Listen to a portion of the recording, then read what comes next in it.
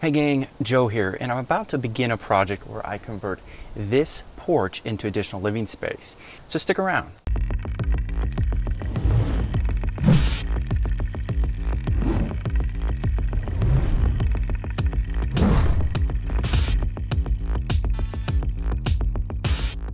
Alrighty, so the first thing I'm going to do is pull all the existing vinyl trimming down off of the structure just so I can see what I've got to work with as far as framing and what have you, and where I'm going to go from there. Should be pretty simple. There's just a few nails holding it on, and pry those bad boys off.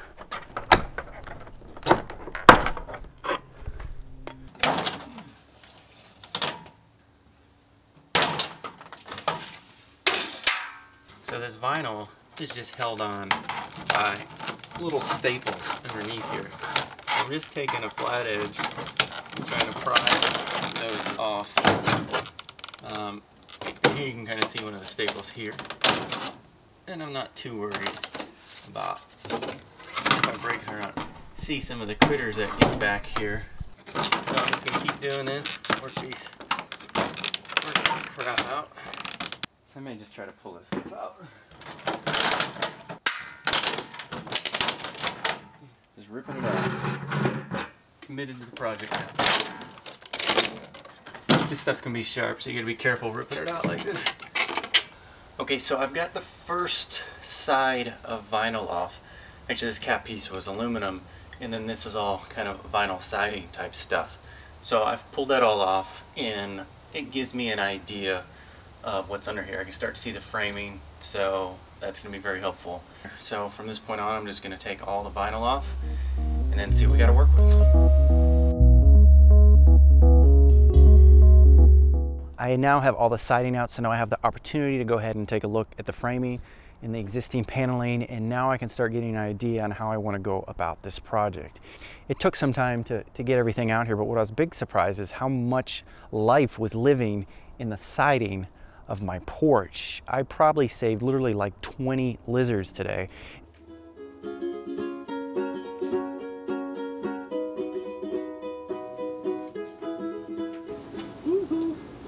They're still cold this morning, so they're not too hard to catch.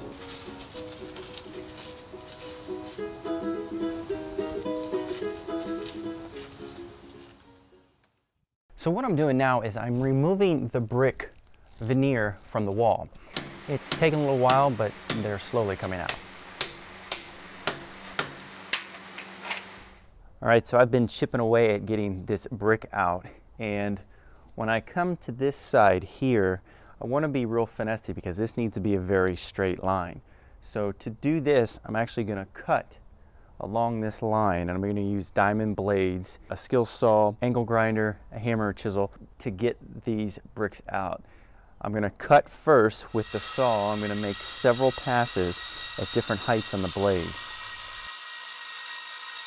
Okay, so I went ahead and I cut the entire length of my clean cut section here as deep as I could with the saw, but it only went through about halfway through the brick. So just for extra measure to ensure a clean break here, I'm going to take a hammer drill and drill a few holes to get, break up that back section of the brick. So there's two main reasons why I want to remove this brick for the addition of this space. One is with the brick and the space behind it, I'll get about 6 extra inches of space over this whole wall.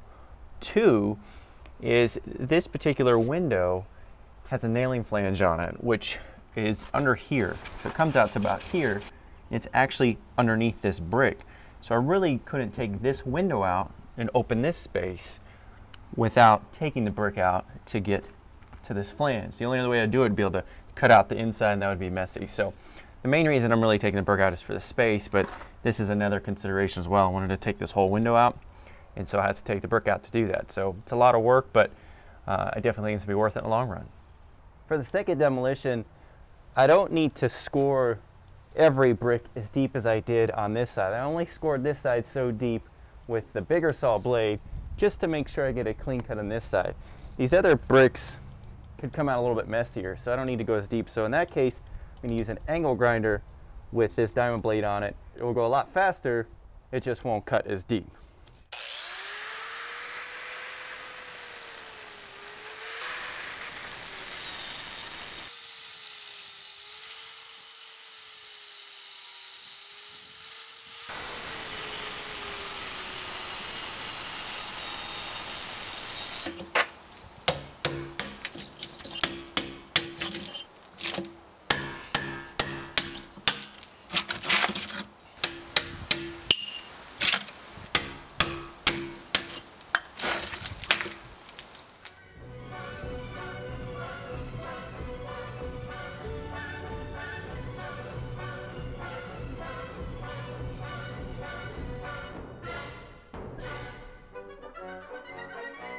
All right, so I'm going to pour a concrete slab in order to level the elevation of this room with the existing elevation of the house.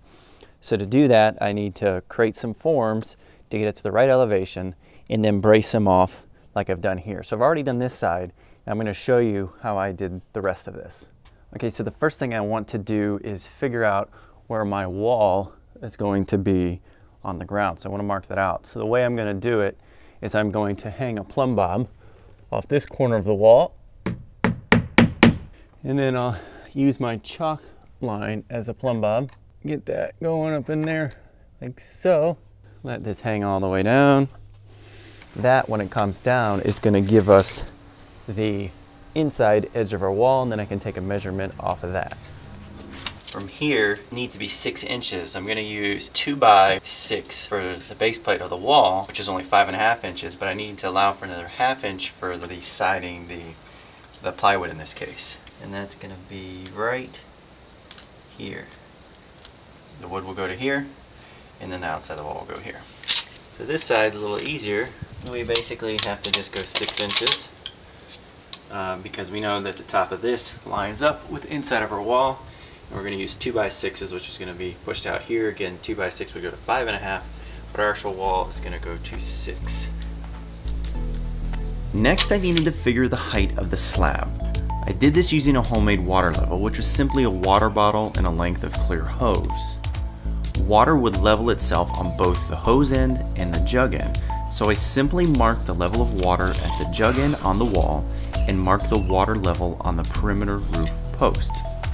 Then, I measured the distance from the water level mark on the wall to the house slab elevation. This was the elevation I wanted the new slab to match. I made a line mark on the post the same distance from the water level line, providing me with the proper new slab height. Okay, so this will be my outside form, and I have a little bit of an elevation to deal with here. See, this is a porch, so it actually slopes a little bit this way. So I luck out, and that end happens to be, to make it level, that end happens to be the height of a 2 by 6, so that end's fine. The problem is over here, to keep the elevation level, I'm about 4.5 inches, so I need to trim about a 1/2 inch off on that end while leaving that end. So basically what I'm going to do is I made a mark on that end about 1 inch, and then I'm going to taper that all the way down, and I'm going to make a long angle cut, and the board should work. I'm going to use this as my straight edge. Just line it up with that line. And simply, you're all in a line all the way down. And of course, my pen just broke, so that's pretty awesome. These grease pens are great until they break. There we go. Back in business. So I'm going to basically cut along this line.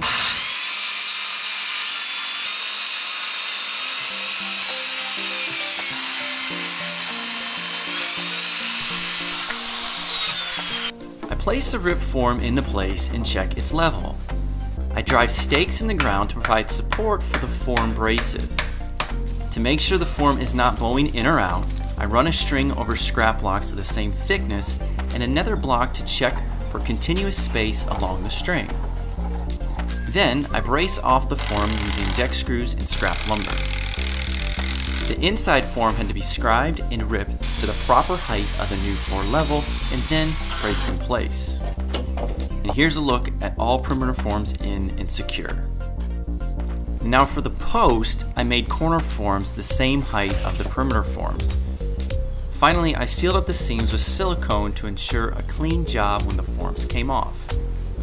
I used plastic bags to compensate for large gaps from floor irregularities. Now it was time to pour. The honest best investment I made was to rent a concrete buggy. It made light work of moving a few yards of material. A small team of friends was also critical here, considering the limited amount of time of working with concrete.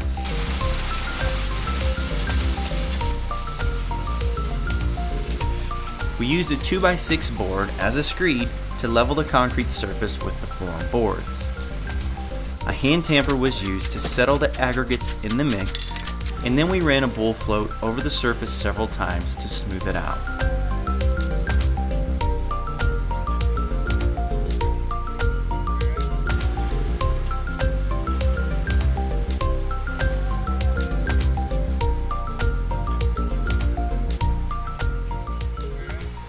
A bit later, as the concrete began to stiffen, we used a steel Fresno to begin to finish the floor surface, and at this time we also used corner edgers. Finally, we used steel hand trowels to do the last bit of polishing. To allow for proper curing, I wanted to keep the concrete wet. The next day, I removed the forms, but did so as gently as possible with some light tapping and prying.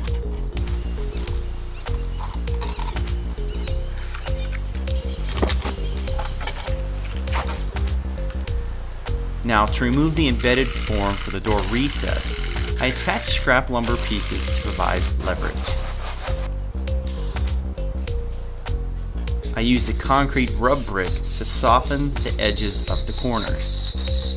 Here is the completed slab, and I was excited to have gotten through this phase of the project.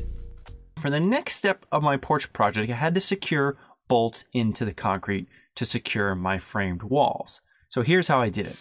I started by drilling holes into the concrete using a hammer drill with a relatively small hammer bit to the depth that I needed for my application. And now your epoxy mix you're going to use is going to have specific requirements for this. Then I used the bigger bit, a 5/8 bit in this case, for my 1/2-inch bolts to clear enough room for the epoxy. Now you'll notice I'm going up and down to drill here, and that's to keep the drill from burning up because drilling these holes was a big task for this drill. Clean up the holes next by basically blowing the dust off, and then I follow up with a hose and kind of pressure wash out all the remaining dust in there, and I do this for every hole I drilled.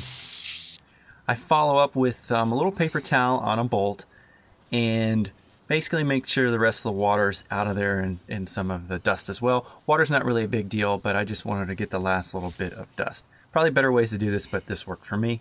And I go ahead and I dry fit the bolt, see I have plenty of room for the epoxy, and I'm ready to go.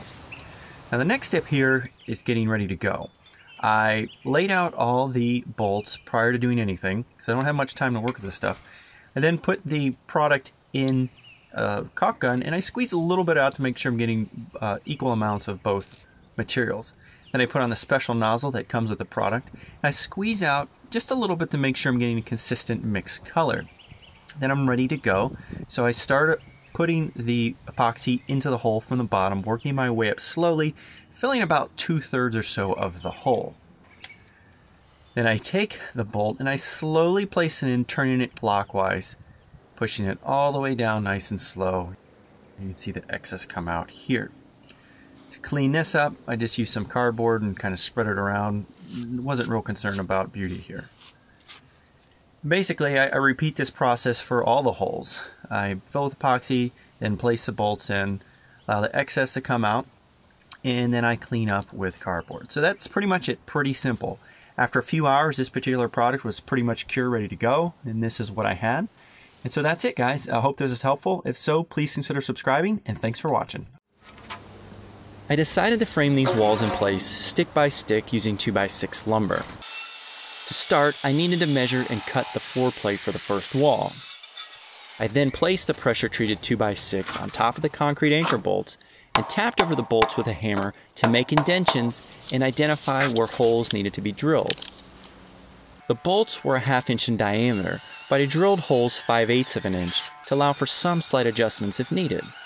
Then I applied a foam seal barrier using a staple gun. Once I had the board positioned in place, I secured it with galvanized washers and nuts.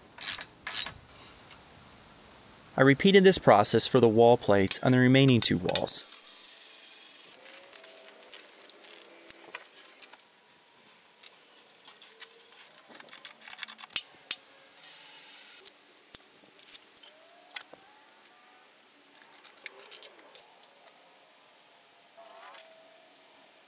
Next, I placed my 2x4 top plate adjacent to the floor plate to mark out stud locations. With my framing plans nearby, I began to draw lines to mark the 2x6 locations. I would mark with an X to denote a full-length stud location. Then I measured for the edge of the window opening and marked locations for the full stud and jack stud. I measured and located the other edge of the window opening and identified the 2 perimeter wall studs. Now I can mark out the remaining wall studs on a 16-inch on-center layout for proper structure and fastening considerations. The small studs that would go underneath the window I denoted as cripple studs. Now I continued this layout for the remaining walls as well. I used 2x4s as top plates to match the width of the beams I'd be tying the new walls into. I used several 3-inch stainless steel screws to attach the top plates to the existing beams. For the first wall, to begin adding studs, I had to measure the height of each stud location, as each stud would be a different length due to the pitch in the roof beams. Since I was using 2x6 lumber for the new walls, and the existing beam was the width of a 2x4, I had to bump out around the beams, and I did this by notching the wall studs. I went ahead and cut and loose fitted all the primary studs. Next, I measured and cut the header for the window opening. Now this was not a true header, as the roof beam was serving the structural load here. This was mainly to frame out the window opening. I used a 2x6 here and attached it in place with screws. To compensate for the pitch in the roof beam, I had to aggressively shim out the header to keep it level. I secured the window jack studs in place first using 3-inch stainless steel screws, toenailing into place. I next attached the king studs, securing them into the top and bottom plate with screws, as well as into the jack studs. I then placed the remaining wall studs.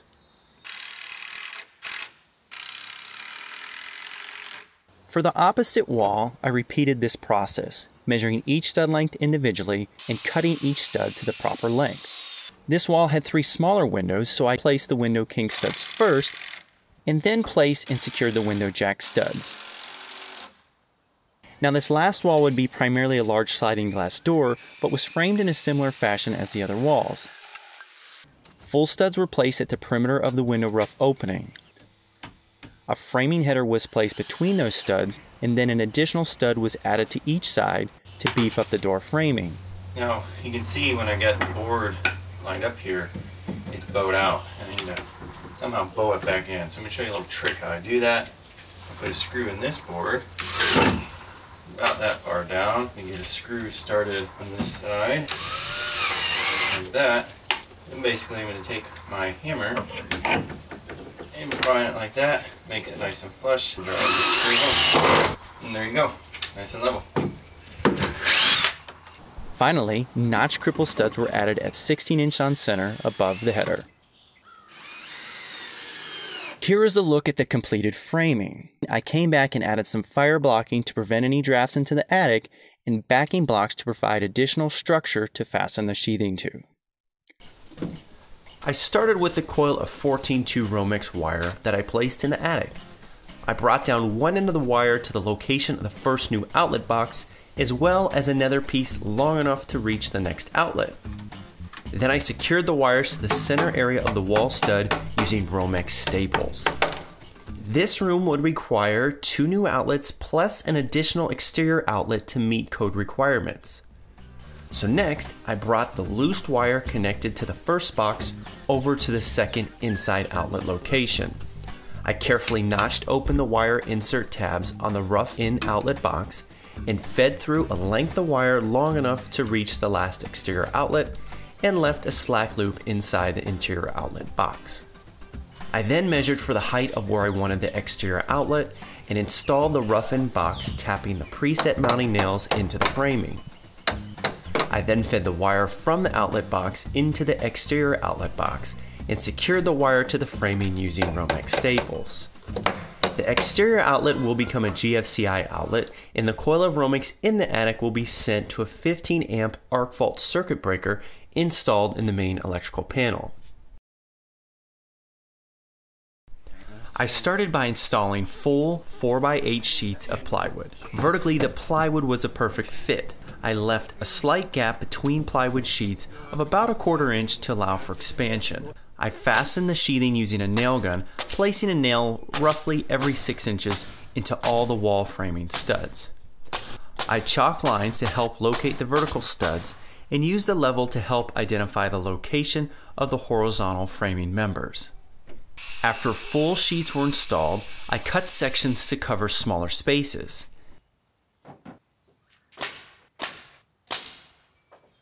Next, I needed to cut out the window openings. So I gotta cut these holes out here, and I'm gonna cut them from the outside. So the best way for me to get my marks on that side is basically to drill some screws through these corners, then I can go on the outside, line them up, chalk some lines, and then I'll know where I need to cut.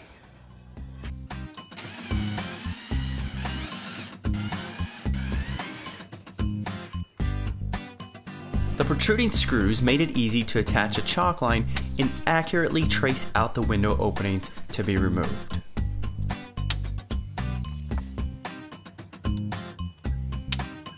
To cut the openings, I used a circular saw set at a depth of the plywood thickness and carefully cut along the chalked lines.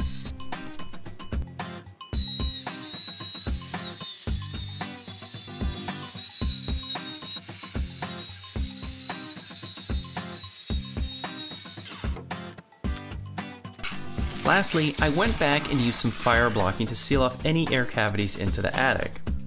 So that's it. The sheathing went up quickly thanks to a good framing install. Next steps will be installing the house wrap and windows. First off was to install the house wrap over the sheathing. This is a building requirement and intended to shed moisture away from the wood structure should any make it past the exterior siding. I unrolled a spool of wrap around my walls and stapled the material to the sheathing.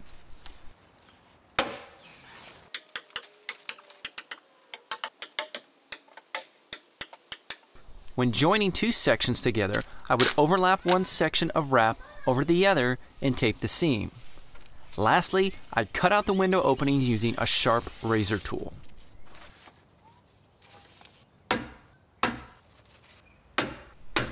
The next step was to add window tape around the openings. For this wall, I first ran one long piece of tape horizontally under the window opening. I then placed a piece on the sill frame so it overlapped the tape below the window and long enough to go up the vertical framing a few inches. Then I applied tape along the vertical framing of the opening, overlapping the tape pieces below.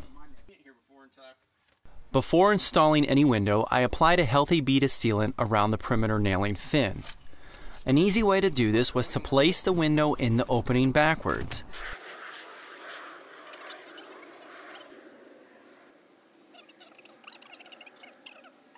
I left spaces in the bead on the bottom of the window to leave a path for moisture to seep out. I then placed the window in the proper orientation into the opening, which was framed slightly larger than the window size to allow for adjustments. I leveled and positioned the window and nailed it in place using roofing type nails, following the window manufacturer's nailing pattern.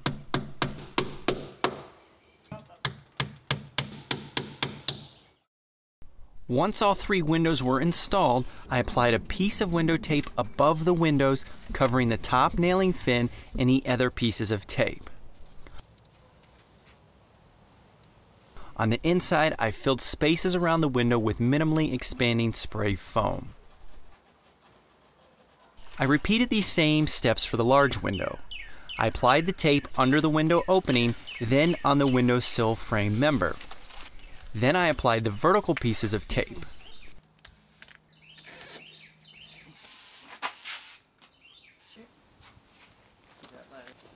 After adding sealant around the nail fin, we carefully placed the window in the opening. We made adjustments to make sure the window was in proper position and secured it in place with low relief panhead type screws. Then I came back and added the window tape over the top nailing fin of the window. Again, on the inside, I added minimally expanding foam in spaces around the window for insulation purposes. So that is it. Proper framing made the window install pretty straightforward without much complication.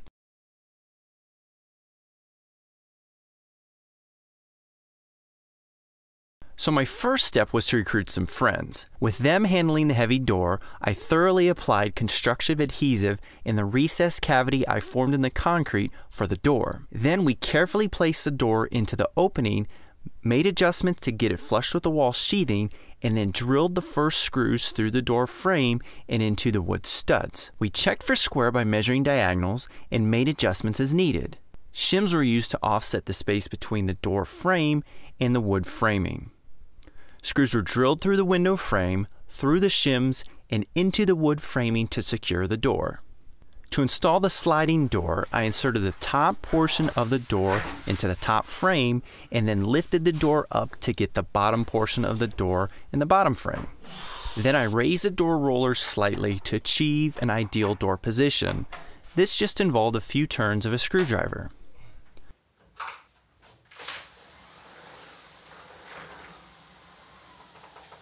To weather seal, I then wrapped the perimeter with window tape. I started with the vertical seams and made sure to apply the tape so it would overlap the door frame and onto the wood sheathing, covering any open space. I then applied the tape over the top of the window, overlapping the vertical pieces of tape. Lastly, I filled any gaps with minimally expanding foam for insulation purposes. Once the foam had cured, I cut the excess with a razor. And that is it. Having built an accurate framed opening made installing the sliding door pretty straightforward.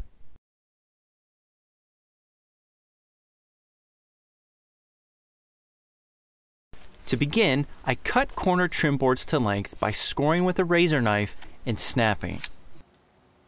I immediately primed the cut ends of the Hardie boards as instructed by the manufacturer. Now the goal here was to build corners using 1x4 cementatious boards before attaching them to the walls. I used a 2x4 piece of lumber as a temporary block to help create the corner. I applied construction adhesive to the entire length of the edge of the upright board and then carefully lined up the two edges of the boards to create the corner. Once in place, I carefully added a few screws along the length of the corner to secure it in place. Now you have to be careful with screws near the edge of Hardie panel, and it's a good practice to pre-drill holes first. Then I set the assembled corner in place in the orientation I desired and secured it to the wall using trim head screws. I pre-drilled these holes here as well and added screws on both sides of the corner. Before attaching the inside corner trim piece, I applied a generous bead of sealant at the corner seam to prevent water intrusion. I then placed the trim in position and mounted it with several trim head screws. Now I was ready to install the first lap board, but before I could do that I had to create a bump out. To do this, I glued pre-primed rip pieces of HardiePlank to the underside of the lap board. The rip pieces were roughly 1.25 inches wide and glued within 2 inches of the bottom of the lap board. I positioned this board in place so it overlapped the new room concrete floor, but yet several inches above the old concrete porch pad. I checked for level and screwed it into position, placing fasteners about 1.25 inches from the top of the board. I then cut my next piece of plank using a razor, scoring both sides, and snapping. This board was placed so it overlapped the first board by about 2 inches, which was enough to cover the screw heads in the first board. I cut the length slightly shorter than the full distance of the wall to leave a small gap between the lap board and the trim board pieces for expansion considerations. I continue to cut planks to length, making sure to prime every cut end before installing. For extra protection, I back-cocked joints prior to mounting the siding boards. Once in place, I secured the panels with Hardie backer type screws, placing the screws in the proper location about 1.25 inches below the top edge. I would measure up from the installed plank to mark a level line to locate the top edge of my next siding piece. Around window openings, I had to carefully cut voids for the planks to properly fit. When I reached the top of the wall, I placed a narrow ripped siding strip to cover screw heads and attached it using trim nails. For the next wall, I started by installing the remaining corner using trim head screws like before. Then I installed the sliding door window trim overlapping the door frame slightly. I made sure it was level and attached it with the trim head screws. Then I repeated the process I performed on the first wall. I made a bump out on the first section of siding and installed it in line with the first board on the first wall, placing screws 1.25 inches from the top edge of the board. I continue to add siding panels up the wall in this fashion, making sure to prime all cut ends before installation.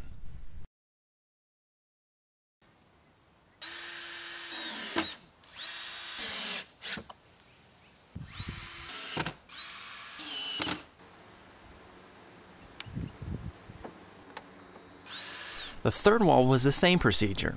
I started by attaching the wall trim board. Then I set the first plank panel with the bump outs attached underneath. When I got to the electrical box, I had to cut out spaces in 2 planks.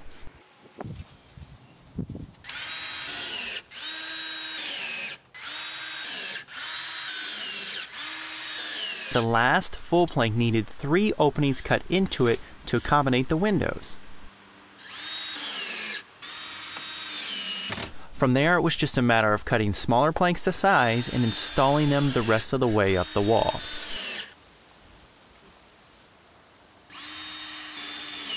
After completing the installation, I painted the new siding with a quality primer suitable for cementitious surfaces and then applied a couple of coats of high-quality exterior paint. This is the completed exterior for the new room addition that was created from an existing patio space.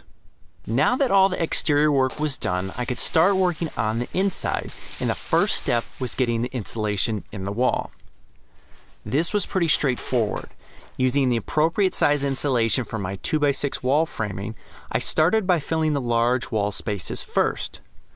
Once in place, I fluffed the insulation gently to help maximize its expansion and its insulation effectiveness. Then I simply cut pieces to fit smaller spaces and fit and fluffed accordingly. To get around electrical wires, I carefully teared the corner of the glass, pushing one edge behind the wire and placing the other over the top. For the electrical box, I separated the glass in the middle, placing the back half behind the box, and cut away a small opening in the front half to accommodate the box space. Now it was time to cover everything up with drywall. I started with full sheets, placing them vertically. I made sure to leave a little space between the bottom of the drywall and the floor before securing it to the wall. I used coarse threaded drywall screws to secure the drywall to the wall framing, placing a screw about every 8 inches or so. I continued around the entire room.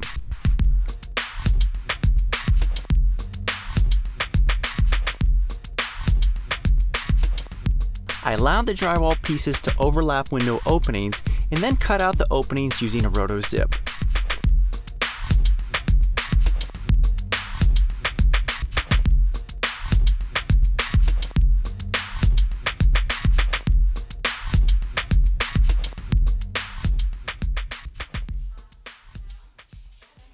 I used scrap pieces to finish off the remaining wall spaces and tried to line up the factory drywall edges where possible.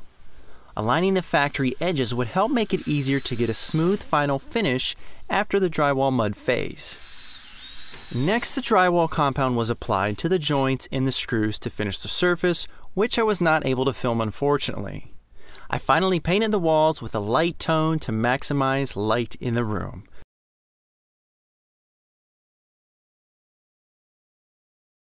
So the very first thing I did was mark a line down the center of the room. My plan was to install the flooring perpendicular to the sliding door, so I needed to find the center of the room between the two walls adjacent to the sliding door.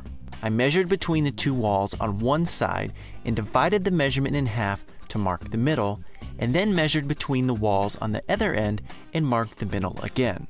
I chalked a line between the two middle marks to create the center line of the room. I wanted my flooring to be parallel to this line, so I made measurements from this line to the wall I was going to start the flooring and found about a ½ inch difference in the measurements. To compensate for this, I created a spacer using plywood on one end of the wall before I started to place flooring. This would make sure the flooring would be parallel to my room's center line. I decided to use an engineered vinyl flooring product. It consisted of a surface layer of rugged vinyl, a coarse section of what I think is PVC, and a foam underlayment. It seemed ideal for this application. It could go down directly on the concrete floor. I started with the first row of flooring pieces against the wall and the shim. I placed another temporary shim under the space between the drywall and the floor to keep the floor roughly in line with the drywall edge. I didn't want the flooring pressed up against the wall plate to leave room for expansion.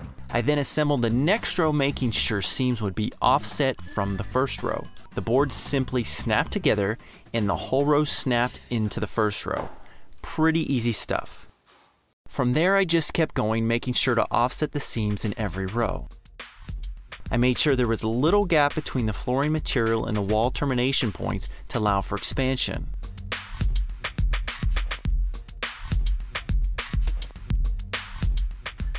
I was often able to start new rows with cut pieces of flooring. It was a pretty efficient workflow to assemble the rows first, piece by piece, and then take the entire row and snap it into place. On some rows, I would use a flooring tapping block and hammer to ensure super tight joints. To cut the end pieces of the flooring, I would take a full piece and turn it upside down and backwards, making sure the connection piece would line up with where I wanted the floor to terminate. I would make a mark where the floor piece intersects the other board and make my cut there. I cut much of this flooring by scoring it with a razor. With the aid of a speed square, I would score both sides several times and then snap the piece. Then, the end piece would fit exactly into position.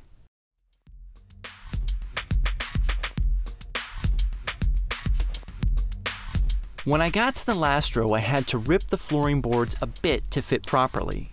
I made these cuts with a table saw and then inserted the last row pieces just like all the others. And that was it. Simplest floor I have ever installed. All I had left to do was install the floor molding and the room was complete. If you enjoyed this video, please give it a thumbs up, and if it was helpful, why not subscribe? Please share your thoughts or questions in the comments below, and thanks for watching. I'm Joe Kistel.